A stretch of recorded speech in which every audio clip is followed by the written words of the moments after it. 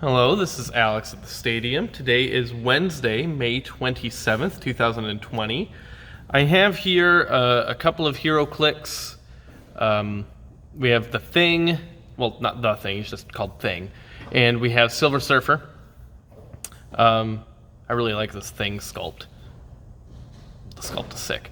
And the reason I have these here is twofold. One, I was hoping that we would have the Cosmic Clash starter sets today, but there has been a delay in shipping due to lots of things going on right now. But they are coming. They've been processed, and the order has been placed, and it's happening. It is finally actually happening, but just shipping things right now is slow. So I was hoping I would have that today to talk about that. I'm still going to talk about it. I just don't have it. So, Cosmic Clash being the first time in, 7, 8 years? Something like that. For Fantastic Four to be in Heroclix. Basically since, let's see here. Whenever this set came out, that was the last time, I think. Or this one? One of those. One of these two was the last time that we had Fantastic Four in Heroclix. But the starter set has the main four. Unfortunately, Silver Surfer not a part of it. Goodbye. But we do get Thing, and of course Mr. Fantastic, Invisible Woman, and Human Torch.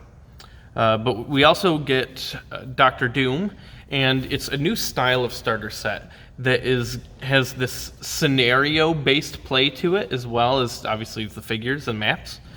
There are scenarios that you can play where one player plays Fantastic Four and the other player plays Doctor Doom by himself as the 300-point figure.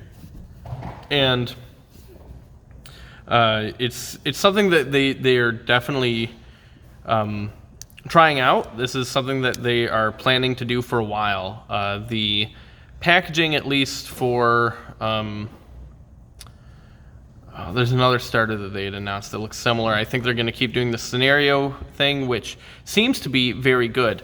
I'm a big fan of the concept, because to me, the reason that I like Heroclix is, the gameplay's good, but I really like the characters, and I like doing all these things with the characters, and I like to have more or less, I might get a little loose sometimes, but more or less comic accurate teams.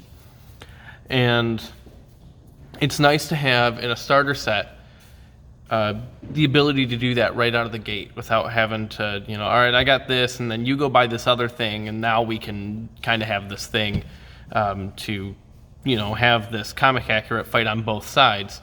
The scenario has additional rules and objectives that you get to do, and it's a little more than just throw figures at each other and see who gets the most points in whatever amount of time we decide to do it in, which I like all of this. So that is finally going to be here. Also in that shipment is Justice League Unlimited is finally going to be here. Unfortunately, Black Widow not quite ready yet, but hopefully soon, because those are very good, that Gravity Feed set for the Black Widow movie. And so I guess the question is, there's been a lot of, the actual discussion question for this video is, there's been a lot of fan-made scenario-based play that's existed. If you go on HC Realms, and dig through the forums, you'll find lots of stuff that people do. There's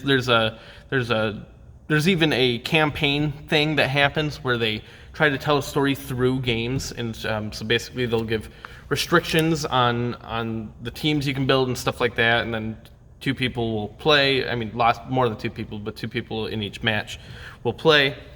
And based on the results that you submit then to them for the match, that'll influence the story's continuation, which then determines the next set of limitations, things like that. So that's one way to have really flavorful, interesting storyline gameplay. And then there's lots of others on the website that you can find on HC Realms. But I really like this new thing from Wizards. I like that it's WizKids, excuse me. I like that it's official. It makes me optimistic that they'll continue to do things of this nature for the game, and that this could be a direction they could help push the game. I think it's something that would entice a lot more new players to play if there's more story elements to it, because a lot of these characters, what people like about them is their stories. I'm not going to say that every comic ever written is a winner, but there's a reason that these properties and these characters and this industry has gotten so large, and a lot of it is a storytelling medium.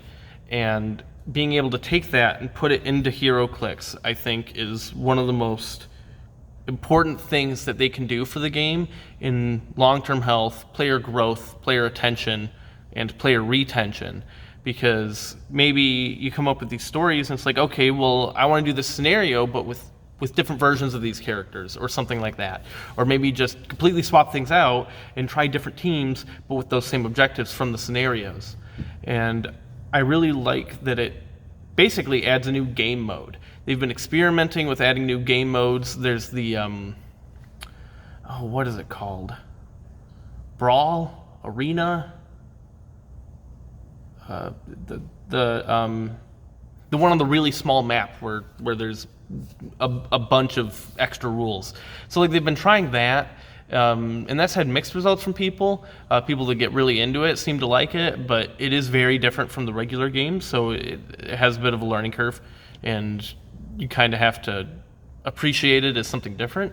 Where I think that this, still using all of the core rules of Heroclix and just having a little bit of extra stuff there,